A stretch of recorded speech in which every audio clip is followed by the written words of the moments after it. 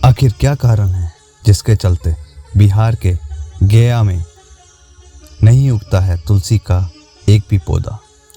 क्यों ब्राह्मण कभी संतुष्ट नहीं होता? फल्गु नदी सिर्फ नाम की ही नदी क्यों है? क्यों कौवा हमेशा लड़ झगड़ कर ही खा पाता है? कौवा, तुलसी, ब्राह्मण व गाय को माँ सीता ने क्यों श्राप दिया था? इसके बारे में कुछ लोग ही जानते हैं। नमस्कार दोस्तों, आइए हम विस्तार में इससे बताते हैं। वाल्मीकि रामायण के मुताबिक वनवास के दौरान भगवान राम, लक्ष्मण और माता सीता पितृपक्ष में श्राद्ध करने के लिए बिहार के गया धाम पहुँचे। वहाँ ब्राह्मण ने भगवान श्री राम और लक्ष्मण को श्राद्ध कर्म के लिए आवश्यक सामग्री जुटाने के लिए कहा। इस पर भगवान राम और लक्ष्मण नगर की ओर सामान लेने के लिए निकल पड़े। ब्राह्मण देव ने माता सीता से आग्रह किया कि पिंडदान का समय निकलता जा रहा है। ये सुनकर माता सीता की भी व्यग्रता भी बढ़ती जा रही थी, क्योंकि श्री राम और लक्ष्मण अभी तक लौटे नहीं थे। इसी दौरान दशरथ जी की आत्मा ने उन्हें आभास कराया कि पिंडदान का वक्त बीता जा रहा है। ये जानकर माता सीता असमंजस में पड़ गई। जब माता सीता ने समय के महत्व को समझते हुए ये निर्णय लिया कि वह स्वयं अपने ससुर राजा दशरथ का पिंडदान करेगी, उन्होंने फल्गु नदी के साथ साथ वट वृक्ष, कौवा, तुलसी, ब्राह्मण व गाय को साक्षी मानकर स्वयं राजा दशरथ का पिंडदान विधि विधान के साथ किया। इस कार्य के उपरांत जैसे ही उन्होंने हाथ जोड़कर प्रार्थना की तो राजा दशरथ ने माता सीता का पिंडदान स्वीकार कर लिया। माता सीता इस बात पर प्रफुल्लित हुई और उनकी पूजा दशरथ जी ने स्वीकार कर ली। इसके बाद उनके मन में संशय भी हुआ कि प्रभु राम इस बात को नहीं मानेंगे, क्योंकि पिंडदान पुत्र के बिना नहीं हो सकता है। थोड़ी देर बाद भगवान राम और लक्ष्मण सामग्री लेकर आए और पिंडदान के विषय में पूछा। तब माता सीता ने कहा कि समय निकल जाने के कारण उन्होंने स्वयं पिंडदान कर दिया।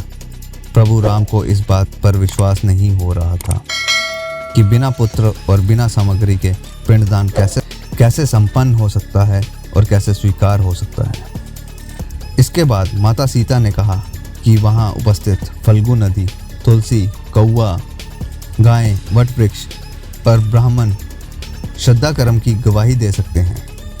भगवान राम ने जब इन सब से पिंडदान किए जाने की बात सच है या नहीं पूछा, तब फल्गु नदी, गाय, कौवा, तुलसी और ब्राह्मण पांचों ने प्रभु राम का क्रोध देखकर झूठ बोल दिया कि माता सीता ने कोई भी पिंडदान नहीं किया है। वट वृक्ष ही एक ऐसा वृक्ष था जिसने सत्य कहा कि माता सीता ने सबको साक्षी मानकर विधि पूर्वक राजा दशरथ का पिंडदान किया है।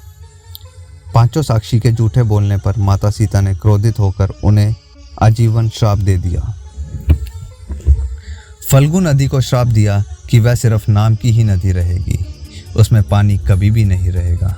इसी कारण फल्गु नदी आज भी गया में सूखी ही पाई जाती है। गाय को श्राप दिया कि गाय पूजनीय होकर भी सिर्फ उसके पिछले हिस्से की पूजा की जाएगी। गाय को श्राप दिया कि गाय पूजनीय होकर भी सिर्फ उसके पिछले हिस्से की पूजा की जाएगी और गाय को खाने के लिए दर दर भटकना पड़ेगा। आज भी हिंदू धर्म में गाय के सिर्फ पिछले हिस्से की ही पूजा की जाती है। माता सीता ने ब्राह्मण को कभी भी संतुष्ट न होने का और कितना भी मिले उसकी दृढ़ता हमेशा बनी रहेगी का श्राप दिया। इसी कारण ब्राह्मण कभी दक्षिणा के बाद भी संतुष्ट नहीं होता। माता सीता ने तुलसी को श्राप दिया कि वह कभी भी गया की मिट्टी में नहीं उगेगी। ये आज तक सत्य है कि गया की मिट्टी में तुलसी ने आज तक नहीं फला फूला। और कौवे को हमेशा लड़ झगड़ कर खाने का ही श्राप दिया था। कौवा आज भी खाना अकेले नहीं खा पाता है। माता सीता ने जहां इन पांचों को श्राप दिया, वहीं सच बोलने पर वट वृक्ष को आशीर्वाद दिया कि उसे लंबी आयु प्राप्त हो, वह दूसरे को छाया प्रदान करे। पतिव्रता स्त्री उनका स्मरण करके अपने पति की दीर्घ आयु की कामना करेगी। तो दोस्तों, ये थी माता सीता के श्राप की कहानी। आशा करता हूँ कि मैंने ये अपना ज्ञान आपके समक्ष सही से प्रस्तुत किया होगा। अगर आप भी प्रभु से जुड़ी हर एक लीला के बारे में जानना चाहते हैं तो हमारे चैनल पुरानी कथाओं को ज़रूर सब्सक्राइब करें और बेल आइकन ज़रूर दबाएं, ताकि प्रभु से जुड़ी हर एक लीला के बारे में हर एक कहानी आपके समक्ष सबसे पहले प्रस्तुत हो।